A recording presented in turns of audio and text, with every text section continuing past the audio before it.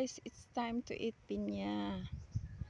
Kasi ang pineapple na to dapat kanina ko kinain. Kaso inuna ko muna yung pagtatanim. Kasi parang may ulan na darating guys. Ayun oh. Kita nyo guys. Parang may ulan na darating. Kaya inunahan ko ng pagtatanim. Dahil ayoko naman magtanim ng basa. So hindi pa naman siya bumagsak. Pero parang pabagsak na yung ulan na yan. Ayun oh, maitim ang clouds. So, kakainin ko na tong pinya guys. Ito yung tira sa tatlo. Kasi 3 for 100 pesos ang pinya sa Ormoc. So, ito yung corona niya guys. Pakita ko sa inyo.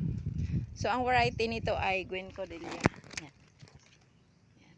Yan ang variety niya.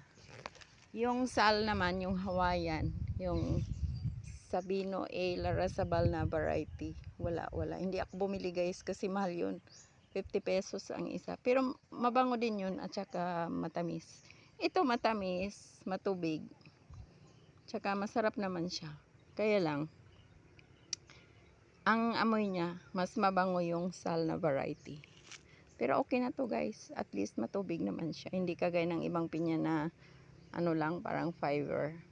So ito matubig. Tsaka matamis naman siya. So, that's it guys. Time to eat pinya kasi tapos na tayo magtanim. Thank you so much for watching.